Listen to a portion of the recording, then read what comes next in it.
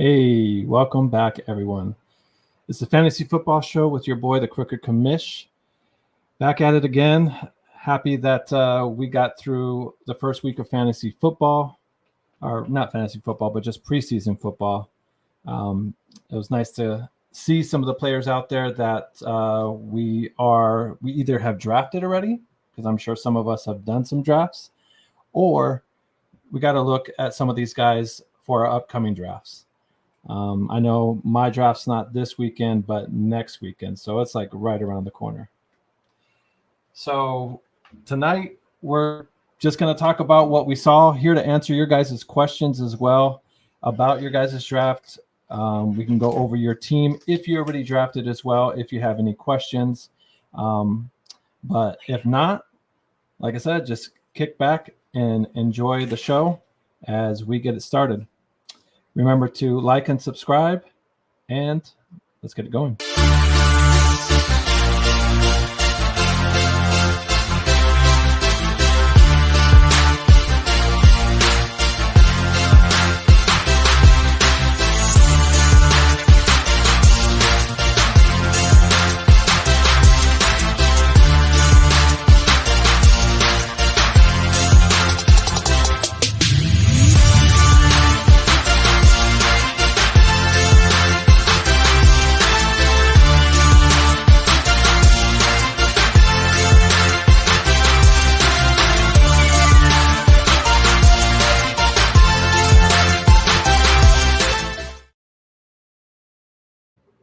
Hey, how are you all doing? I hope you all had a good weekend. Like I said, drafts are getting going. If you've already done your draft, post your team. We'd love to see what your draft or what your team looks like, and kind of give you our thoughts on where you're strong at and maybe an area where you kind of look a little thin. So tonight, I'm going to have a very, very, very, very familiar face to the Clubhouse Network. Our boy Foulmouth C is going to be joining us and give us his thoughts about what he saw on Saturday, Sunday, Friday, and even Thursday. It's a good thing about preseason football is we have games almost every day of the week leading up to week one. So it's always nice to kind of give a little bit every day. There are 2 games here, 3 games there. So just giving us a little teaser until week one gets kicked off. So, but without any further ado, let me go ahead and bring in the foulest mouth in Chi-Town, Foulmouth Chris. Hey, what's going on? What's going on, buddy? How you doing? Hey, I'm hanging in there, brother. How you feeling? Oh, I'm good. I mean, I'm just getting excited, man. I'm just getting really excited. I can't wait. I liked what we saw with our quarterback and stuff, so that was promising. So yeah, it was very promising. Actually, all the rookie quarterbacks, well, I won't say all of them, but a good majority of them played pretty decent, pretty well this weekend. Which was very surprising. I wasn't expecting that. I wasn't expecting all of them to look as fluid as they were, which sort of gives you a little hope for this draft class. Yeah, fantasy-wise for sure. I think the only one that didn't maybe have a great game was Drake May. Mm-hmm. What's his name? JJ McCarthy looked good. I know he threw an interception, but he came right back onto the field and forgot that interception and threw a bomb and just kept slinging it. So JJ had 2 touchdowns. He looked really, really good. And then Jaden Daniels as well looked pretty good. So like you said, for the most part, these rookies looked really good. And I think Bo Nix got a lot of playing time, and he had some pretty decent numbers as well. So yeah, even Joe Milton, who actually, is on New England with Drake May, actually looked at pretty good as well. I actually like Joe Milton. Joe Milton is a guy that I was high on when he was at Michigan, and I know already by him being in the NFL, he has one of the strongest arms as far as when it comes down to quarterbacks in the league. So He hasn't even got a chance to unleash it yet. You definitely know all about your Michigan guys there. So yeah. I actually, man, JJ was out there ripping it. I know a lot of people they're going to be a little indifferent because some of the quarterbacks they were playing against, second and third stringers, while others were playing against first string. So it does make a little bit of a difference. But hey, they still went out there. They still ball. So, and I know it's going to be key for the fantasy people out there drafting anyway. So. Yeah, you know what the good thing here, before we really get into it, I was able to put together a clip of some of the preseason week 1 highlights. So let's go ahead and play that and watch that real quick, and then we can kind of dissect it a little bit more. So high safety here on 3rd down. Beathard to throw, pocket collapsing, turns and launches down the field. He's looking for Brian Thomas, and Thomas, the new guy, and Gardner Minshew, so he has an opportunity here to get him out of 3rd and long. Dallas Turner with a sack this game, came flying in. Minshew throws left. I think I'm going to be the Jets, man. I think I'm going to keep. Oh, there we go. Oh, here it is. Got it. Spread it out on 3rd down. Daniels pulls the trigger, looking for the deep ball down the sideline. Down in 10 play. Pressure coming. Williams flicks one and completes it to Swift into Buffalo territory. And he's tripped up around the 20-yard line. Taylor Rapp on the tackle. Now in the Bills Wall of Fame, Steve Tasker. Williams play action. Fakes it. Smoot doesn't buy the fake this time, but Williams connects. What a throw by Caleb. So the ones with Green Bay getting some run today. Looking deep downfield, and he's got it. Dontavian Wicks is going to get into the end zone for him. And need a quarterback and got to teach someone all over again. Yeah, great point.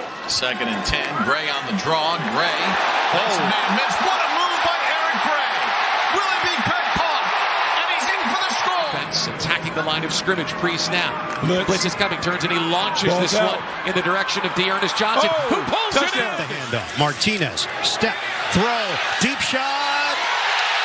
It's caught. So those were some of the highlights there. There were still good plays that happened that we just didn't put together there, but that just gave you a little taste of what we saw here week 1. And there was a lot of good plays, a lot of good throws there by some of these rookie QBs. Yeah, a lot of good plays. They were out there. They were letting it fly this weekend. So I'm excited to see, the more better quarterback play that we get out there, the better the league is going to be, and the tougher the competition is going to be, and the tougher the league is going to be. So I'm actually excited about it.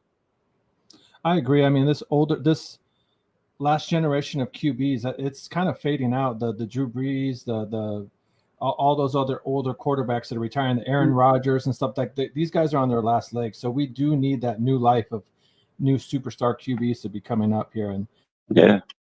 I mean, it's gonna be very entertaining.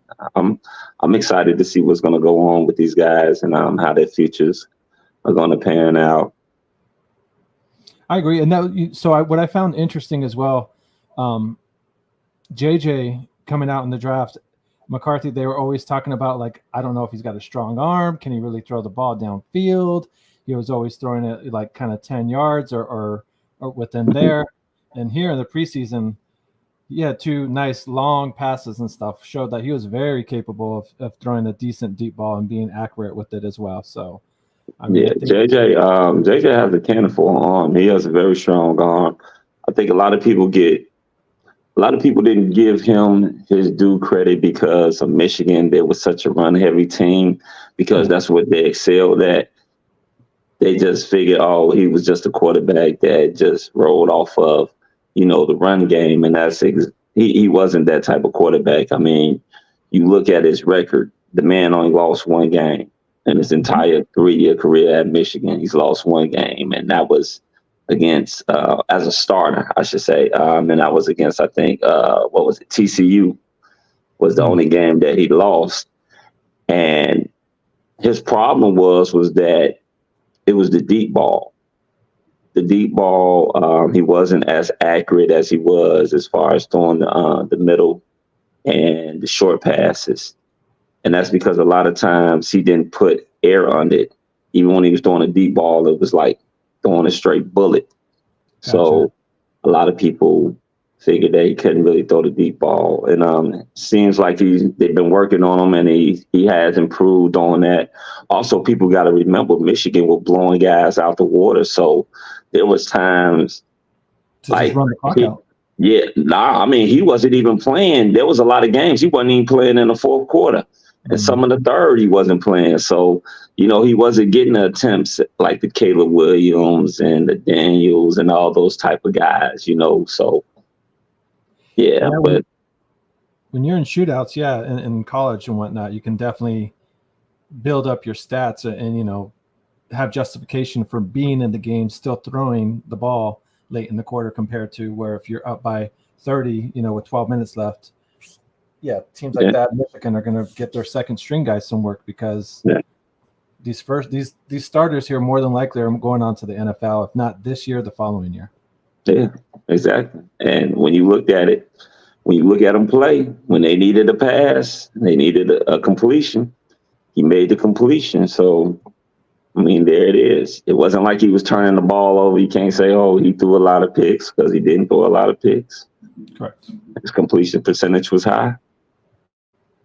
There it is. Let me ask you, within the fantasy aspect, do you think you like Sam Darnold? Do you think he'll be able to hang on to that job like long enough, or would it be worth picking up JJ later round in the drafts? Still get a Dak as your first guy or whatever, but in the later drafts, would you rather get Sam Darnold, or just go take your chances with JJ and thinking eventually you're just going to get that starting job?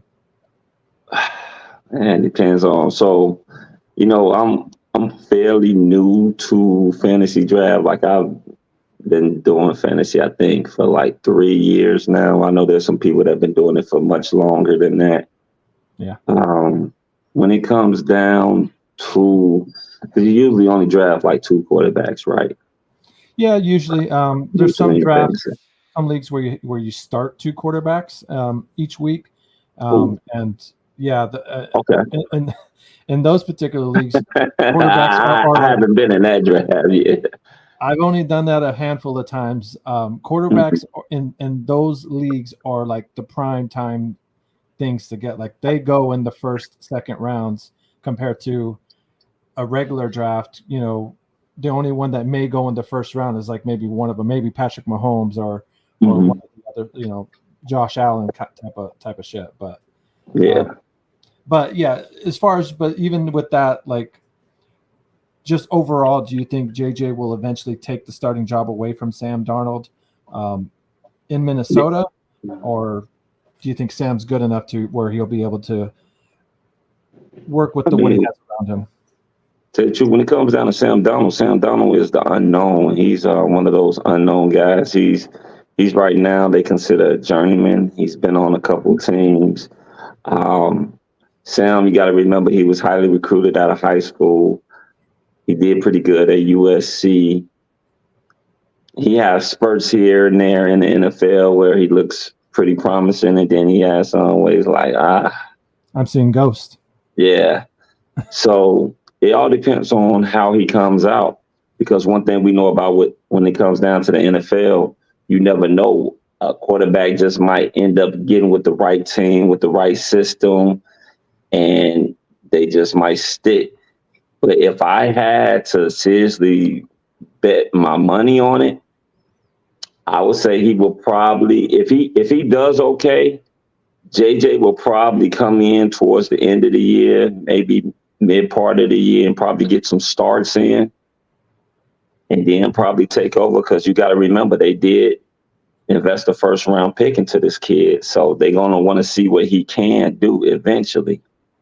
But a lot of that is going to be on Sam. So, yeah, I think JJ will eventually end up starting. If history says anything, if Sam Darnold history says anything, that JJ will probably be starting towards the middle or end part of the season. Yeah, I think the fact that Sam only got a 1-year contract there, I mean, kind of puts the writing on the wall there as well, to where I think Sam would have to play out of his damn mind for them to really justify keeping him as a starter. And it's like you said, he's got enough skill set around him, and I think now having a guy like Justin Jefferson to throw to, and T.J. Hawkinson and Jordan Addison and stuff like that, like who knows what he could? Who knows if that type of talent around him is enough to where he can really unlock his potential? Because I think a lot of people look at guys like someone like Brock Purdy and question, would he be able to do what he's doing if he was like on the Raiders? You know, or is it just he's as good as he is because he has the weapons that he has around him?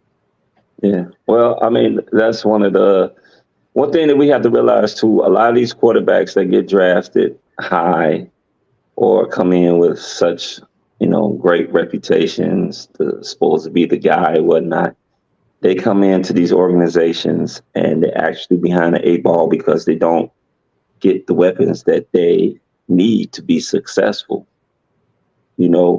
I'll give you a prime example. Lamar Jackson. Everybody gets on Lamar Jackson saying, "Oh, he's done great in the regular season and he beats a lot of teams over 500, but come playoff time, he doesn't come through. His playoff record isn't the best." Well, I'll tell people just like this: name me a legit number 1 wide receiver Lamar Jackson has ever had. Don't give me Odell Beckham, because Odell Beckham is not a legit number 1 wide receiver anymore. He hasn't been like that since he was with the New York Giants. Yeah. So you can't even, it's hard for people to even name 5 wide receivers that he ever played with, because majority of the wide receivers that he's played with is not even in the league no more. They have done a terrible job. Their front office has done a terrible job of getting that man a number 1 wide receiver. He's had a good tight end. Yeah, he's had a good tight end. Mark Andrews. Mark Andrews. Yeah, but that's a tight end. That's not a bona fide number 1 wide receiver that that can stretch the field, go up and make the 50-50 catches when you need that catch, that you can go to him. Someone that's going to draw double teams, make the game a little easy on him. He hasn't gotten that. Exactly. A little screen pass for 60 yards. Mark Andrews, I love him, but he ain't outrunning anybody. Nah, exactly. And you look at that, he hasn't had that. I mean, you go and name some of the top quarterbacks right now, and I guarantee you can name their number 1 wide receivers that they had, and some of them going to probably have multiple number 1 wide receivers throughout. Josh Allen, who he had. Stephon Diggs. You sit up there, you name Patrick Mahomes, Tyreek Hill. Who else out there? You got Joe Burrow, Jamar Chase. You got T. Higgins too. You can T. Higgins. So I mean, you look at what's the guy over there in the other Los Angeles quarterback, Justin Herbert. He had Keenan Allen. He had Mike Williams. Go on. Dak Prescott, CeeDee Lamb. Yeah.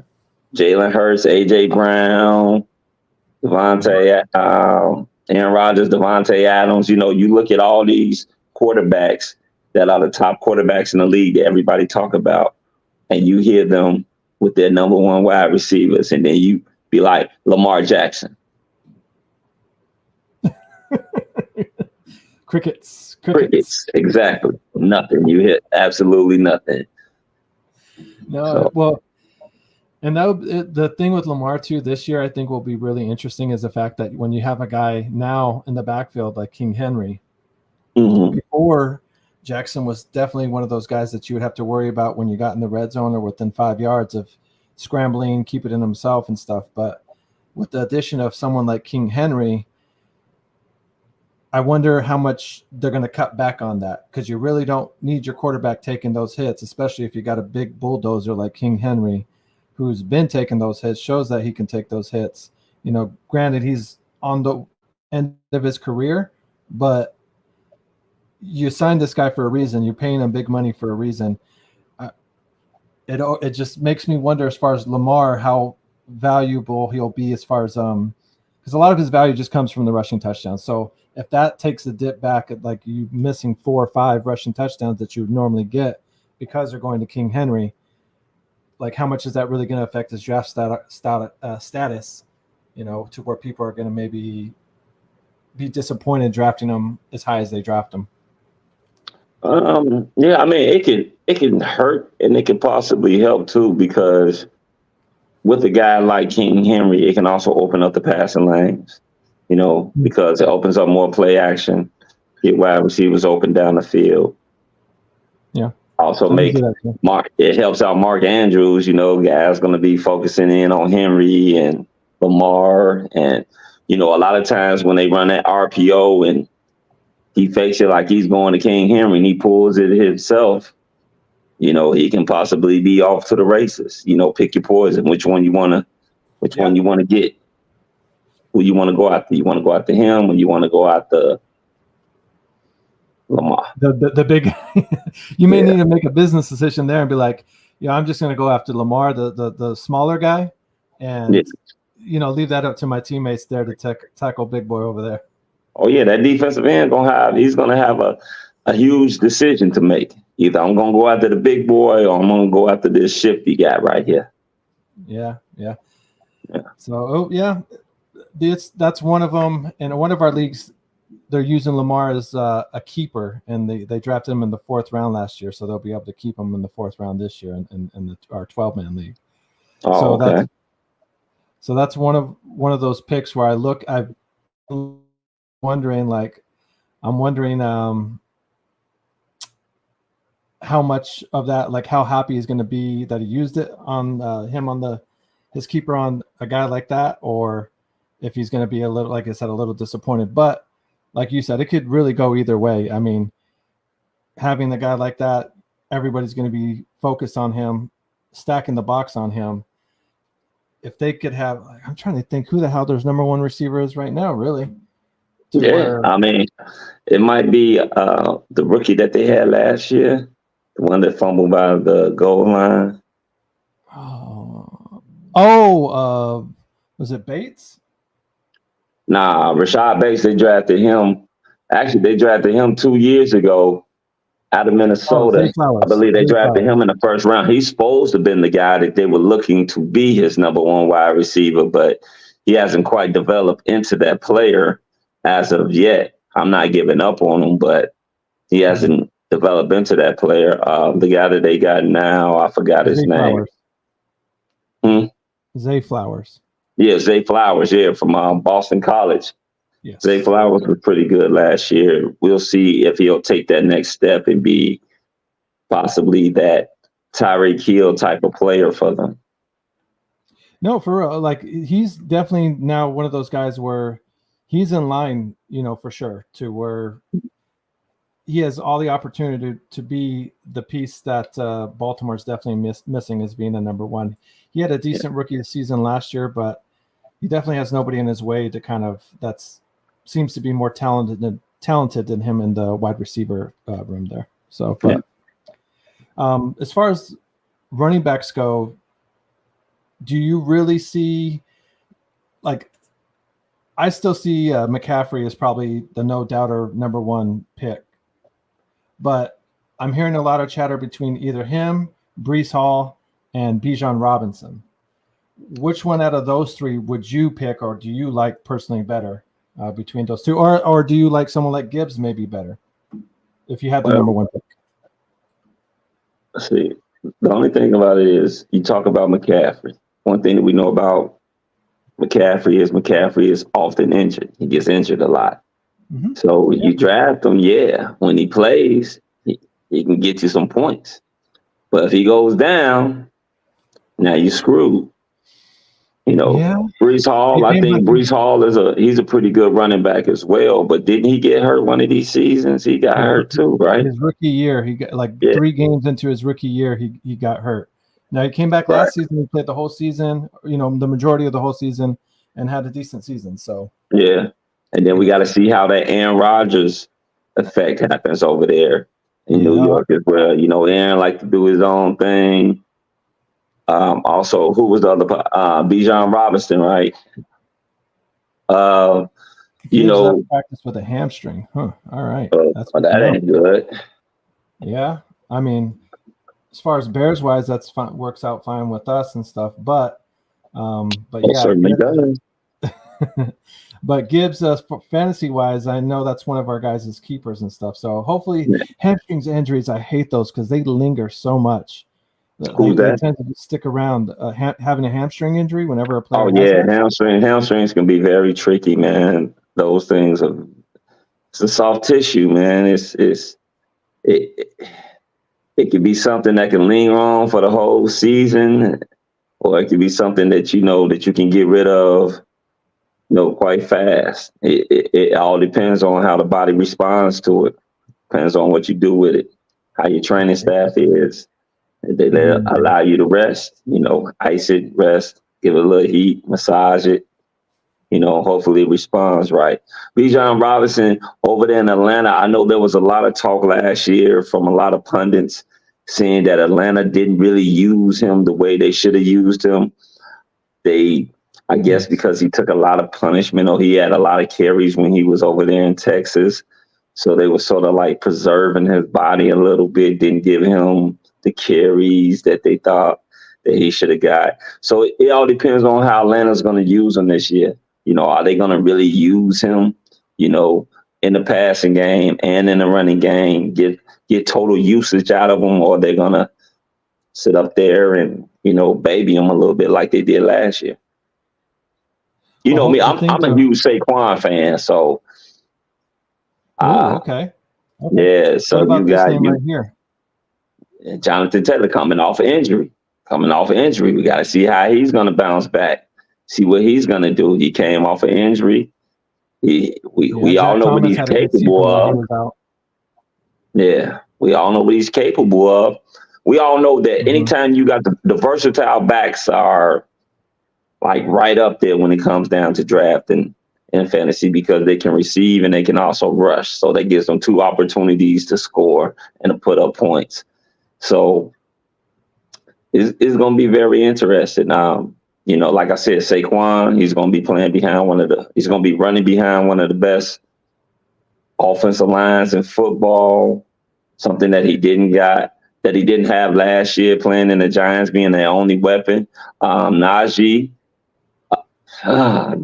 man, Does Pittsburgh ride or die with Najee? Do they need him to have, do you agree with Jeremy, where they need him to have like a 1,200-yard type of season to kind of be? It depends on who's the quarterback. If it's going to be Russell, they'll probably need Najee to have a good year. If it's Justin, Najee can have an okay year. Okay, just because you think Justin can help him out in the run game, he doesn't. Oh yeah, Justin can definitely help him out in the run game. It all depends on.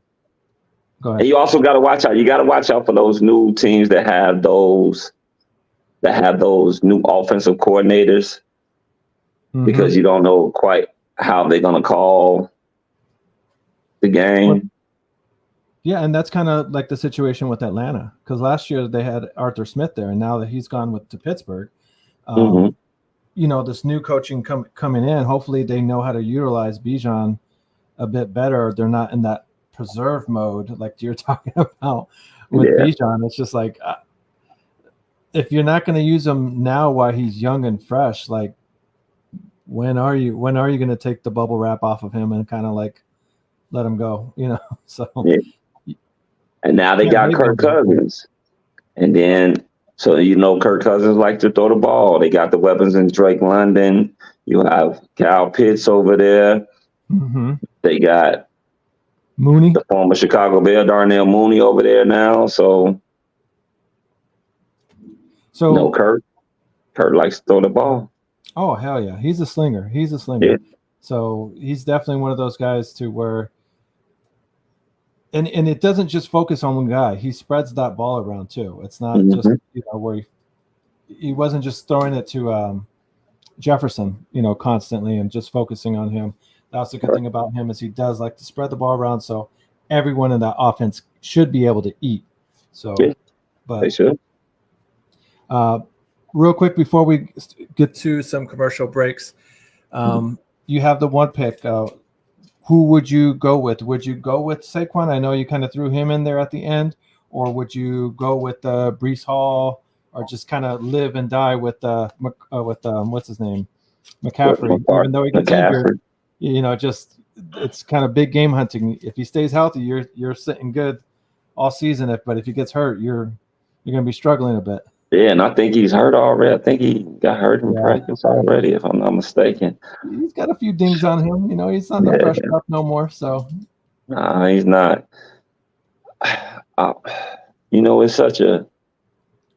It's such a wild card because I don't know what's going to happen with Aaron Rodgers over there in New York with Breece Hall. Mm-hmm. Aaron like to do his own thing, like to call his own shit. Yeah. And they already having problems over there between him and Robert Saleh. With no Aaron, like I said, Aaron can be a straight diva and do his own thing.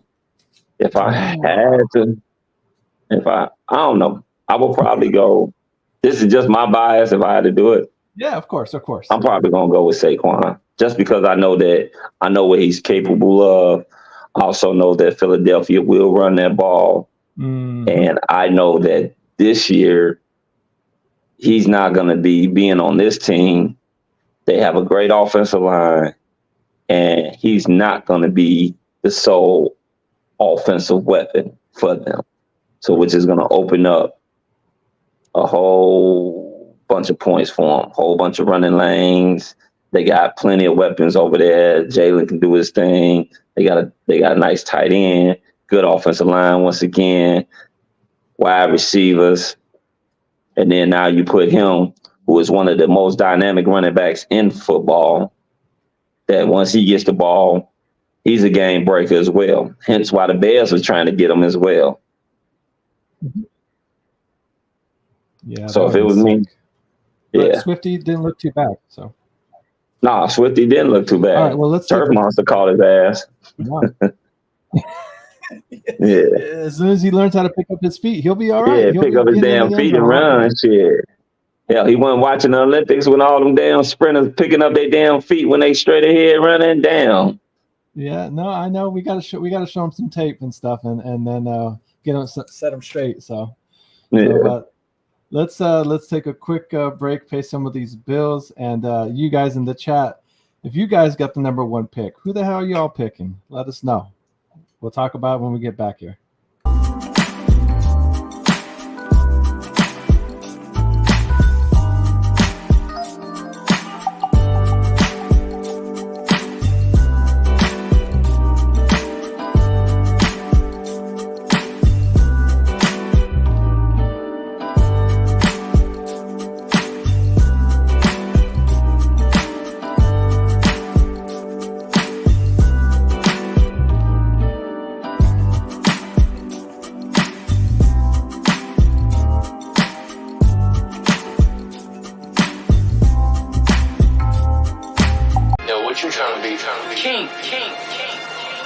Yeah, I said it. I'm trying to be king. You crazy. I'm real. King of what? Okay, bow down. Let the trumpet sound. Roll out the red carpet. Roll out the red carpet. Roll out the red carpet. Roll out the red carpet. Roll out the red carpet. Roll out the red carpet. Roll out the red carpet. Roll out the red carpet. That is from our sponsors, Moore's Beer. We'd like to thank Moore's. We'd like to thank Hughes. I know Moore's is a Chicago beer. I'm guessing Hughes is a local club or nightclub in Chicago. Falmouth, do you know exactly? It's a local Chicago nightlife club that you can actually go to. Nice vibe in a nice area down there on Cermak, right around Chinatown over there on 22nd between, I think that's Michigan and Wabash, if I'm not mistaken. Yeah, so nice time over there. I've been here a couple times. Actually, one of my guys so definitely part on over there. So yeah, nice vibe, Nice, chill, relax. Very cool. Place. Yeah, definitely. Now, Mooresby, I don't drink, so I don't. You had to ask JB and Terrence and them about Mooresby. I don't drink, so they can tell you more about the great tasting Moore's beer. So I hear. As soon as I make my way back up there, I'm going to go and hit up T-Nick and try and get me one of them cases that he says he has. So we'll see. We also like to thank our other sponsor. Vision. Over here. Oh yeah, Visions as well. That's a good place to catch. They actually do. They have like their whole Bears Nation thing. So when the Bears have games, they actually host events there to come in and watch the Bears game. It's a nice atmosphere, nice crowd there as well. So shout out to Visions as well. Very nice. Yes. Thank you guys very much for the sponsorship. We really do appreciate it over here at the Chicago Clubhouse Network. For any of y'all that are watching us here, please make sure to hit that subscribe and like button. And any fantasy football people as well, share us to your other league mates. We'd love to help grow this channel and stuff. I think we're about 1,100 subscribers. If we can get to 1,500, that would be a nice little milestone to cross off our list there. And then from there, get to 2,000 and more. So, but first things first, let's try and get to 15,000 subs. If y'all could share us around, we really do appreciate that. Definitely do. Definitely. The more the merrier. We always give a shout outs. We love having fan appreciation night, have people come on, voice their opinions about, whatever particular sports topic they want to talk about, whatever team, whatever player, whether it be our beloved Bears, Bulls, Blackhawks, Cubs, or Sox. We ain't doing shit. Yeah. Brother, Well, at least the Sky's coming back on. At least I get to see the ladies play. Yeah, that's true. And they were definitely a lot more entertaining and stuff lately. So, but let's go ahead and talk a little bit more about the preseason. And, listen, we talking about practice. Not a game. We talking about practice. We need to get one of those for Nate Davis. Shit. Oh man. Nate, I don't even want to get started with Nate Davis, man. Nate Davis is he's definitely coming each day to Hallis Hall in a ski mask because he's robbing the shit out of us. Yeah. Talking about soft tissue injury, my ass. I mean, come on, man. If soft tissue injuries is keeping you out now in practice, like you're not gonna, it's just that's disappointing. So, but anyways, here, let's see. What is this comment? What do you guys think is realistic for Caleb this year? What do you think is realistic for Caleb this year as far as touchdowns and yards? It's going to be tough to really know what his statistics going to be. You have to watch him a little bit more in the preseason. I like what I saw the first game, even though people say, he was 4 for 7, but he also had to include the 2 drops that he had in that game. He would have went over 100 yards in 2 series, pretty much, which is very impressive. I mean, 2 series, you go over 100 yards passing. That's pretty damn good. So if I had to think about his stats, just to throw him out there, I say he'll definitely have over 3,000 yards passing. Okay. I like that. And possibly they're going to let him ride. He plays for all 17 games. I'll give him about over 20-something touchdowns passing. Okay. I mean, probably about 3 or 4 rushing. If he gets to those numbers, that's definitely you could live with that as a starting fantasy quarterback. Yeah. I mean, there would be some weeks where he has his maybe 16-point games, 17-point games with that. But he's also going to have weeks where he's going to have 25, 28-point games and stuff, throwing for 2-3 touchdowns and, a couple of 300 yards or so.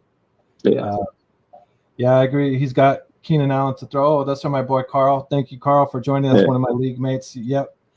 We're definitely excited to have him over there. It's going to be what I'm really happy that Keenan's there is he's going to hopefully guys like Rome will be able to see his work ethic, see his work habits, see what he's doing and kind of emulate that, take the good shit from there and incorporate that into his skill set as well.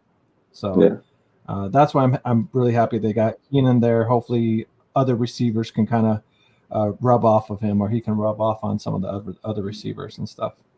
Yeah. With him, it's all about, you can't question his arm talent. It's going to be all about his decision making. That's the one thing that worries me. It's just going to be about his decision making. How many risks will he take? You don't want him to take too many risks because you don't want to, stop him from being him. But at the same time, he has to realize that this is not college. You don't have to take as many risks. You can live to fight another day. You have a pretty good defense behind you, something that you didn't have in college.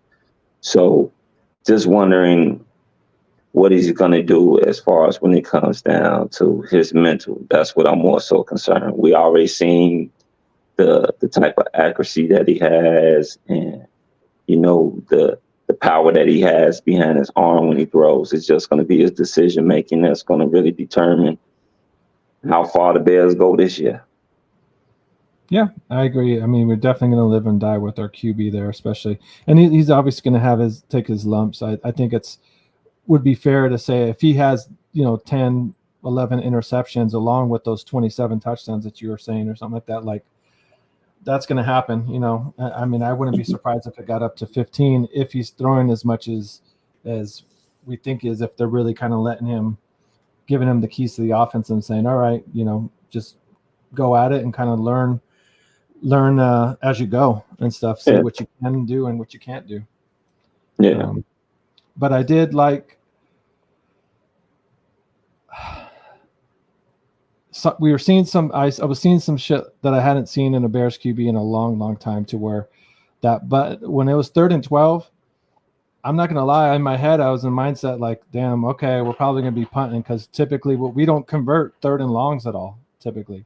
So it was very refreshing to see DJ, I think, did a curl route there. And then Caleb's hung in the pocket, as it was collapsing, threw a dart to DJ for the first down. And I think that was on the first drive there. Oh, shit. Like, we'll normally see that from a Bears QB and stuff. Typically, we throw it short of the sticks and have to punt and stuff. And then he had that little bootleg out to the right there and then had a crazy Aaron Rodgers throw, feet aren't on the ground, body's twisted, feet are twisted and shit, and throws it like a 25, 30-yard pass to Cole Kmet there on the sideline. That was a laser beam. And it was just another one of those where it's just like, damn, that's a hell of a nice, like, I haven't seen a Bears QB be able to throw that shit.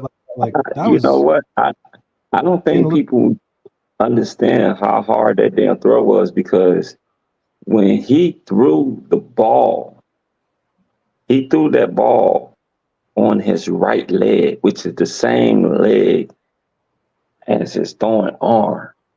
So when he's throwing the ball, most people, when they throwing it, they throw it off the opposite leg of their arm. So most people, when they're throwing that ball, they're throwing it right there. They're playing on the left and they're throwing it with the right. He threw it on his right leg with the right arm. That's what makes that such a difficult and hard-ass pass, just to even get enough zip on the ball to make it to the wide receiver before the defender can even get there. That's what was impressive to me, because I wanted to go back and look at it. I said, okay, let me see.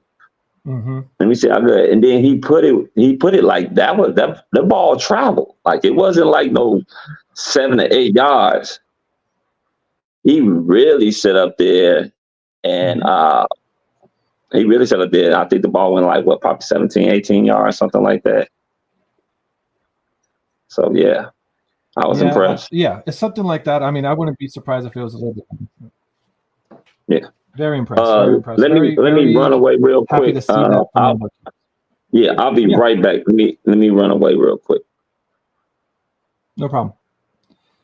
So, yeah, we're doing good, New Breed. Thank you for joining us today.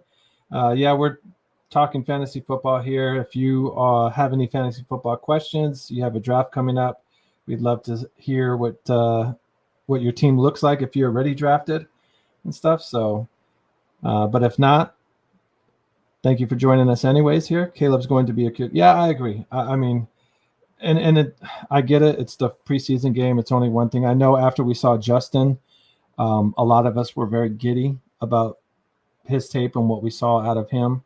I think his first preseason game, he threw for over 100 yards, had a passing touchdown and a rushing touchdown. And I think all of us here at the network were really super excited, thinking, okay, we finally got our QB. Obviously, it wasn't perfect and stuff, but just like any rookie QB, we expect there to be a learning curve. But we're hoping that it's a fast learning curve and that these guys can, quickly figure out what kind of throws they cannot make in this league compared to in college. And we obviously saw with Justin that it's not just about speed. You have to be able to learn how to read a defense, recognize what coverage they're in pre-snap, and make the right adjustments. Which was, like I said, year one of a QB, you give them some leeway. You understand that. But as they go on year after year and you keep seeing the same mistakes year after year, that's where it gets frustrating and discouraging and where you're kind of ready to move on. So I'm a Lions fan, and I think Caleb's going to give us fits, and we will always have issues with running QBs. Yeah, I mean, Justin definitely gave you guys issues whenever you guys had to play him. I think throughout the teams in our division, the Lions was the team that Justin had the most success with. But I guess it doesn't really mean much if you don't really have success with Green Bay or Minnesota, though. But even then, you guys still had your interceptions with Justin. He still turned the ball over. I do have to say, New Breed, I think the NFC North division is a really, really tough division. It's going to be one of the hardest divisions this year, I believe. So, but anyways, not to get completely focused on Bears talk. With the drafts coming up, guys, who would you draft if you had the number one pick? Do you guys know what draft order you have? Would you rather be at the beginning of the draft, or would you rather be at the back end of the draft? I know being at the back end, it sucks because you got, 9, maybe 11 good players being taken ahead of you. But being at the back end, you're at least able to draft 2 quality players there. You can either set up your team to be the 2 next best running backs, or you just start the receiver section and get the 2 best receivers and someone like maybe CD still there and Stephon Diggs, or Jamar Chase and St. Brown. So where would you guys like to be when it comes to fantasy football in the drafts? In the beginning, the end, dare I say the middle of the draft? I know I hate being in the middle, but I know this year in one of my drafts, I have in the 12-man, I have the 8th pick. So we just had our drawing a few nights back, and didn't quite get where I wanted to get, but we'll see. I am not drafting CD scam. Really, you think CD Lamb's not going to be able to back up his the year that he had last season? Is that because you don't believe in Dak, or is that a CD Lame thing that you're thinking of? Why he's not going to produce? I mean, because I had CD last year and had no complaints at all. CD last year for me, guaranteed. It seemed like every week minimum he was getting at least 15 points. I could just at least count on CD for 15, with the occasional, 30-point games, if not 40-point games and stuff. So CD definitely was one of my best players last year. I think last year I had him and Stephon Diggs, and that was because I was towards the end of the back of the draft, and all the good running backs were gone like they normally are. So I said, you know what, let's just take the 2 best receivers on the board and kind of see what I can find on the running back section as we go on later in the draft. But this season, like I said, is going to be a interesting season. A lot of the rookie QBs, they look pretty good. Jaden Daniels hype, I think, is going to continue to get higher and higher if he continues to have these good these good games. His first game is really, really good, so he showed a lot of promise. And I think JJ McCarthy as well showed a lot of promise as well. The good thing about JJ McCarthy, though, is, like I said, he had no fear. Like, he threw an interception and completely erased it and was not afraid to throw another interception. So he should be solid. And same thing with Bo Nix. I think Bo Nix will eventually take that starting job, considering that's Sean Payton's guy. So, but nonetheless,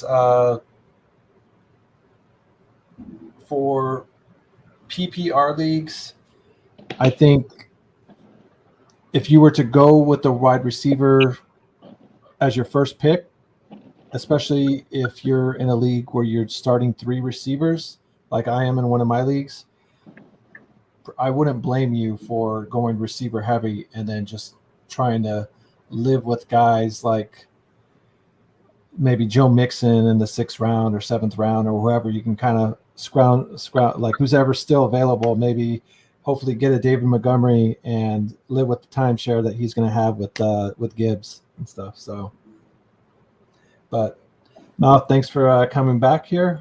Let's see. I would pick Mahomes, running back Gibbs, and Monty, St. Brown's, and Debo. I don't know, 3-1-3. Is that because you from Detroit? It's a lot of fucking lines on your shit.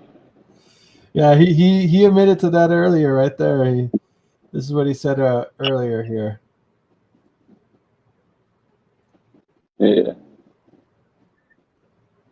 And that's what I was telling him. I was like, yeah, I mean, Justin Fields definitely had his big running games against the Lions, a few of them there. So, but yeah, it'll be interesting to see how he does in Pittsburgh and if he actually wins that starting job from Russell Wilson. Yeah. I know. Did you see anything from Fields? Did you see any of his gameplay at all?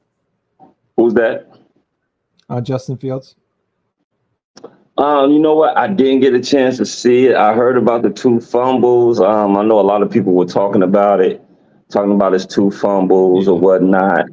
And I told people, like, well, I didn't get a chance to see it, but I did hear that they did take out the center, because I take it that was a new center that they were in there. And, yeah, the snaps was a little messed up, but I mean, people got to also remember, too, he's learning a new system as well. So there's going to be mess ups there. As far as and I heard he took 2 sacks, too. But threw the ball, I think, 5 or 6 for, I think, maybe 40, 50-some yards. So, you're not gonna get everything. People overreact over one preseason, just like, people saw Caleb do his thing. Now, I always say, okay, let's say this next preseason, Caleb comes out and he throws 2 interceptions.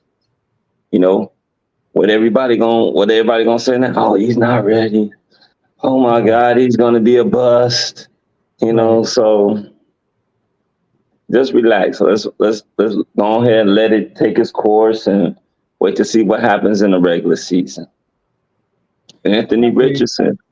Yes. Yeah, I think he that could be a sneaky pick for sure. I don't know. I mean, if he stays healthy, obviously. It's a gamble because we don't know. I mean, it wasn't like he played much last year. You saw like a glimpse here and there, but outside of that, you know, you don't know what it is that he's capable of doing. I don't even think he played maybe he played 7 games last year, if that. 4 games. 4? Yeah, you can't. Yeah, I can't go off of 4 games. Shit. And then they weren't even all 4 complete games because 2 of those games he got hurt and left halfway or at some point during the game. Yeah, boy, better slide or some shit. Yes. So I mean, he showed from what I've seen, he does have a decent arm. He has a good enough arm. Oh, he has a cannon for an arm. Yeah. And then having guys like Michael Pittman and stuff like that, and Alec Pierce around him, definitely helps a lot. His big key thing for sure is staying healthy, and then being able to slide and make sure, like I said, he's not taking these hits. I know he had a lot of goal line carries as well, which kind of surprised me considering you got a guy like Jonathan Taylor in the backfield. Just give it to that big boy. Well, I think JT was hurt a little bit last year too, so he did. He did get a little banged up. So, but, let's see, Carl. I can't pass up Hill if you're thinking of taking a wide receiver or over a running back, right, in the first overall spot in the draft.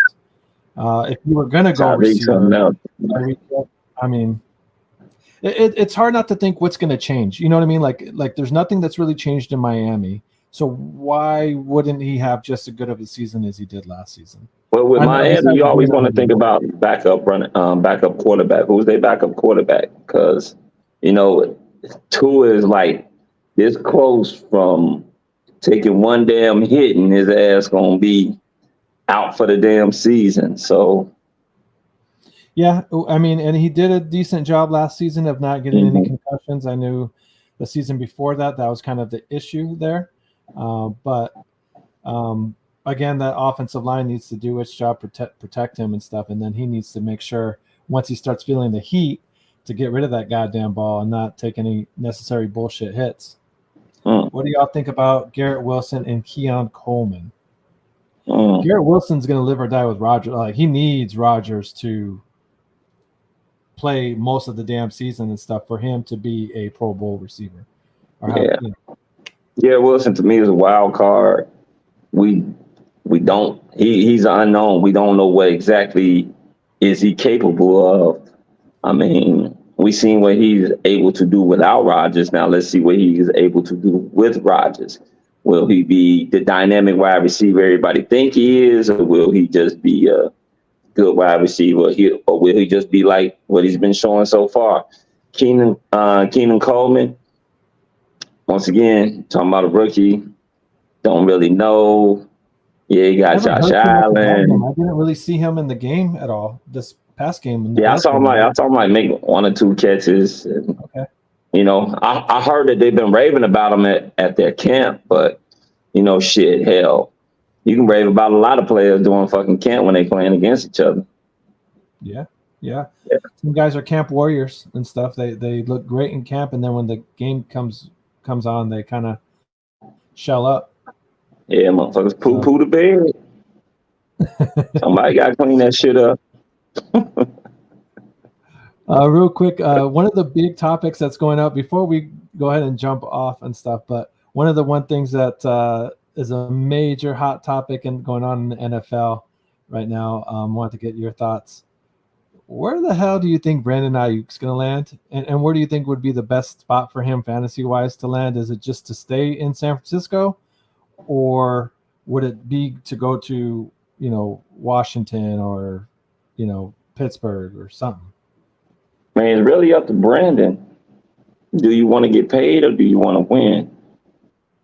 I don't think staying in San Francisco would be best for him because San Francisco has so much money tied up into other people. They got money tied up in George Kittle.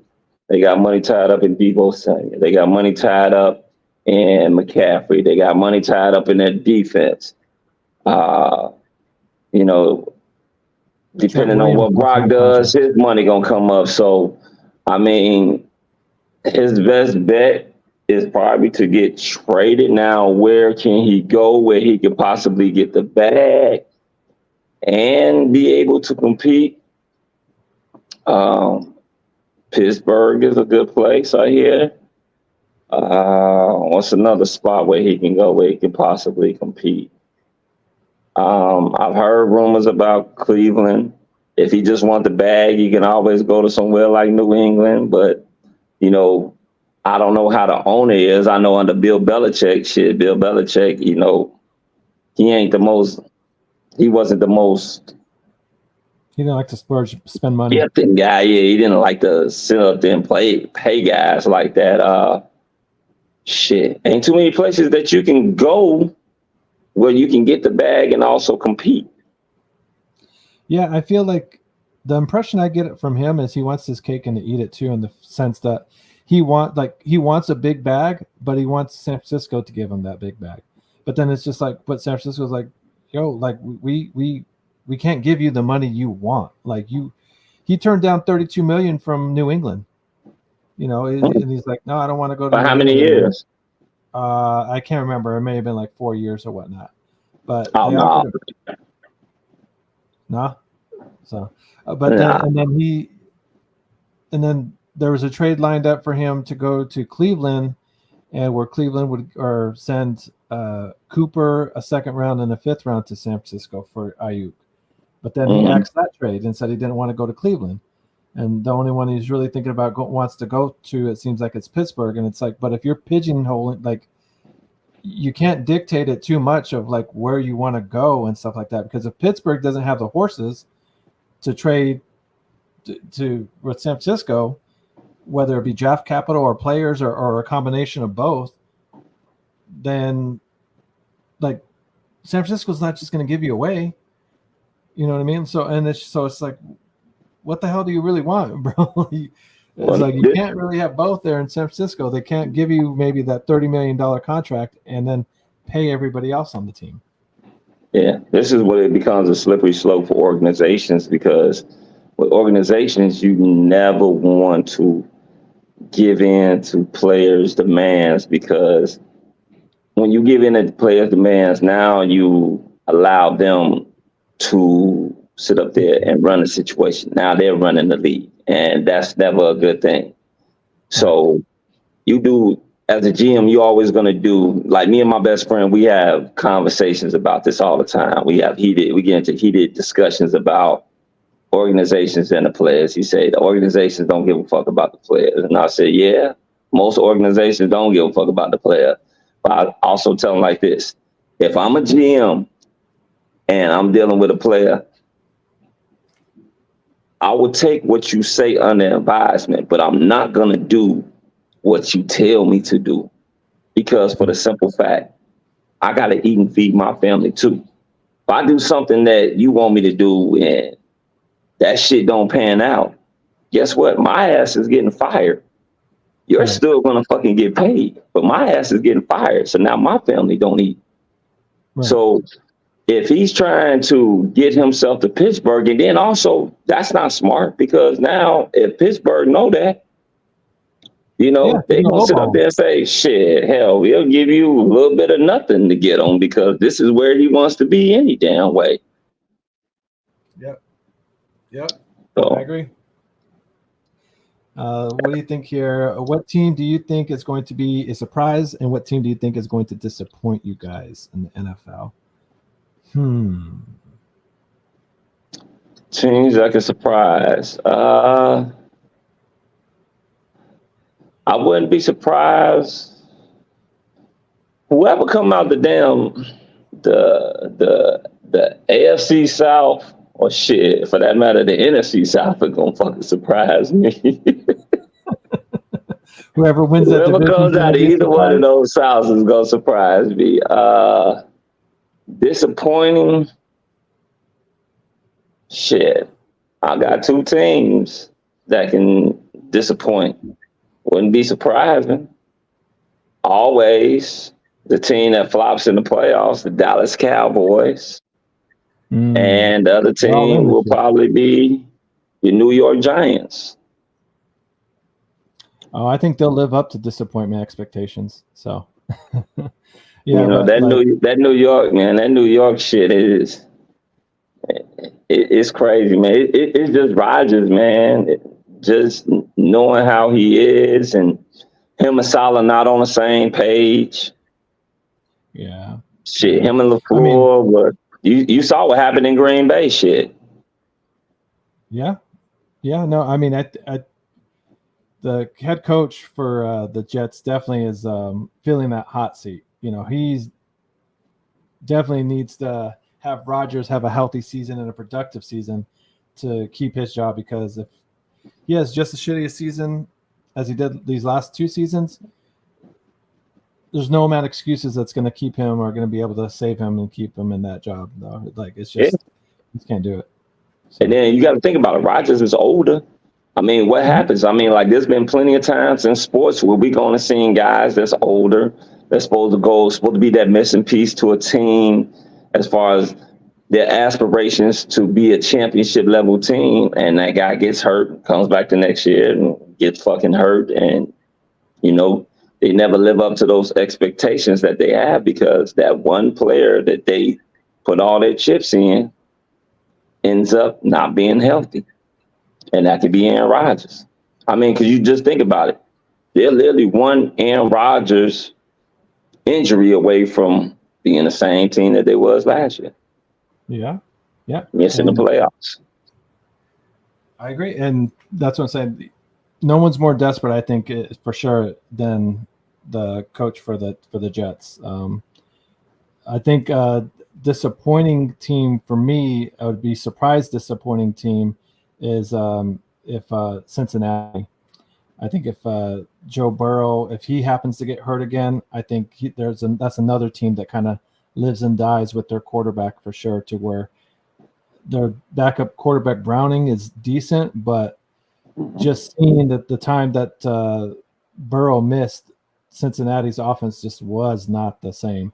They still had all the other pieces around them, but not having the main QB Burrow there definitely makes a difference. And I think that goes to show with any team. You look at the Jets.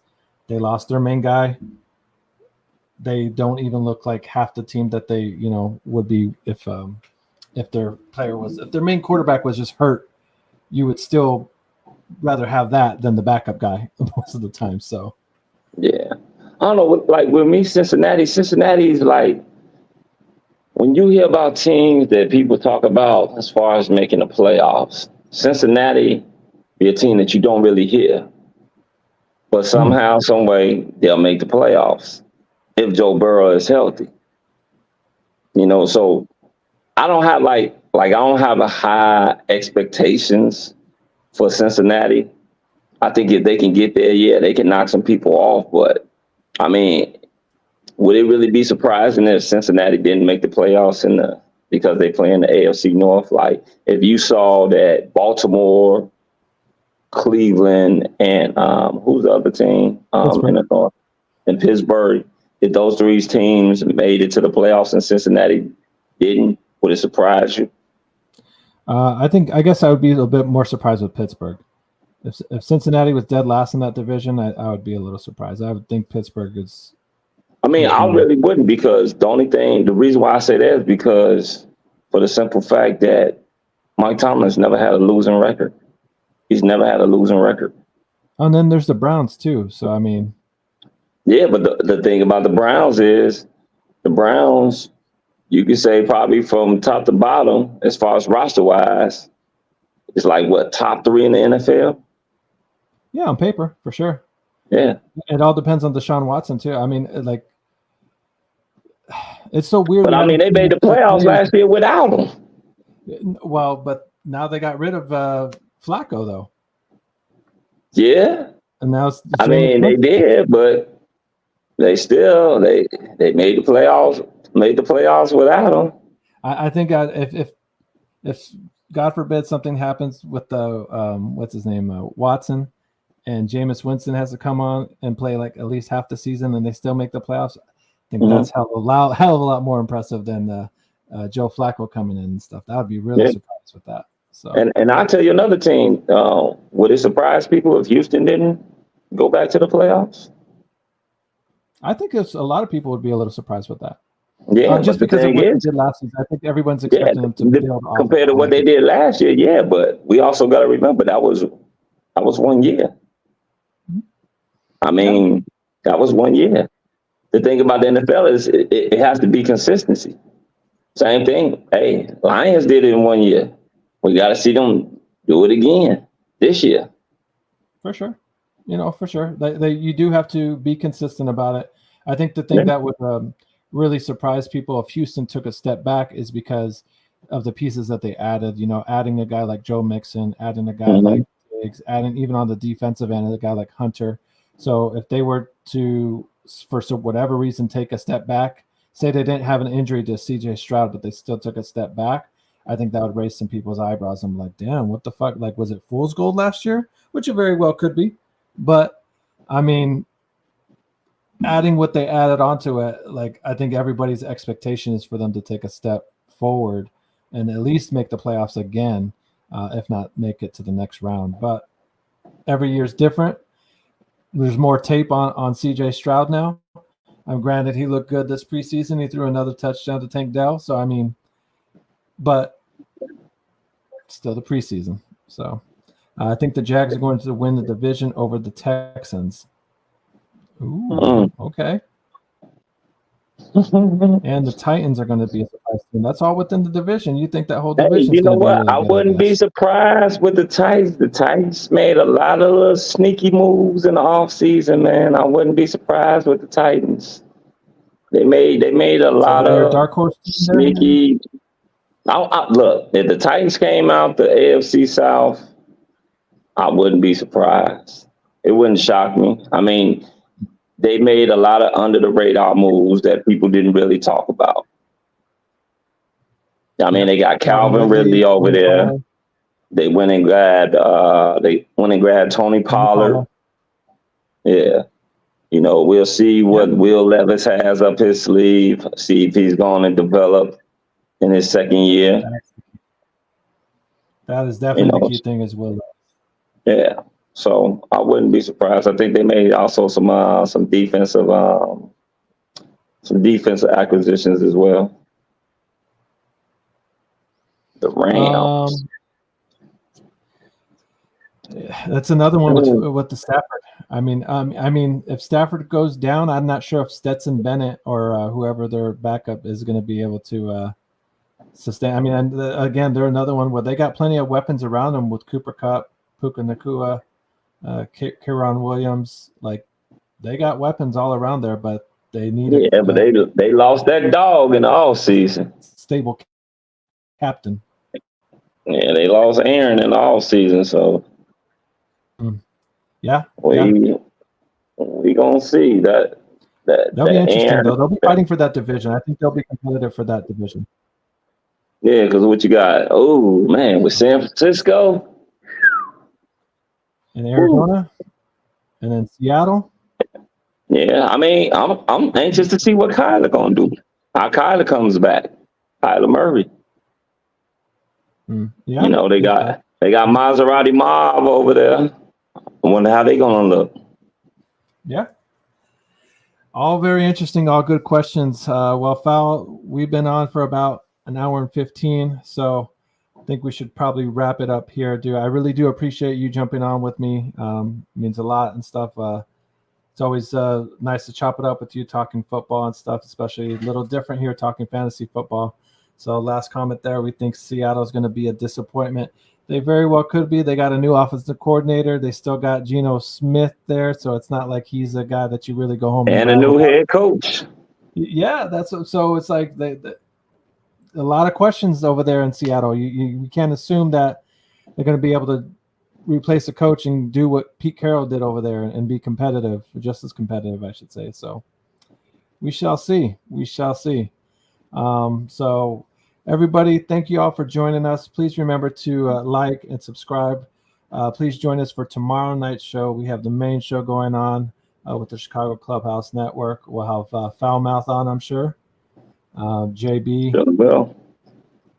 T-Nick, I believe, is going to be on. He's always hit or miss. It depends.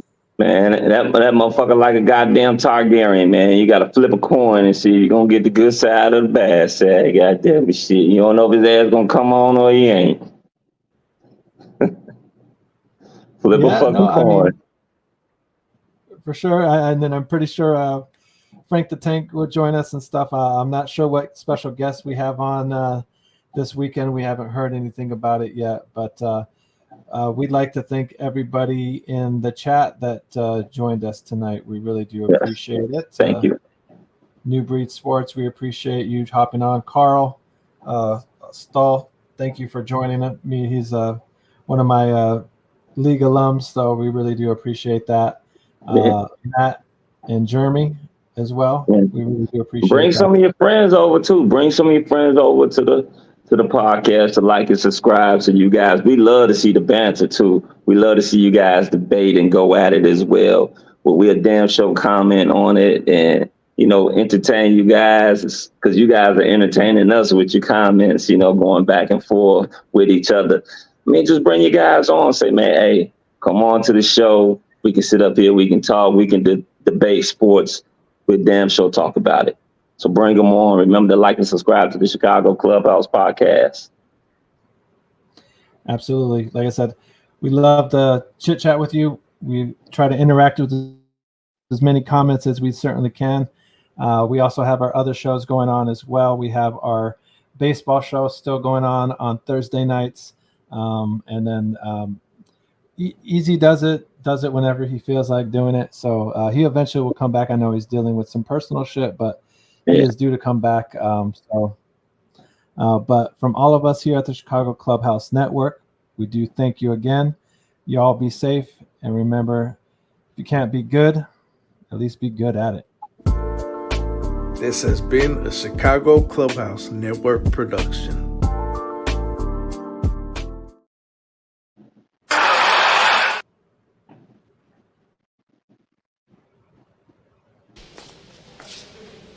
And now it's all over.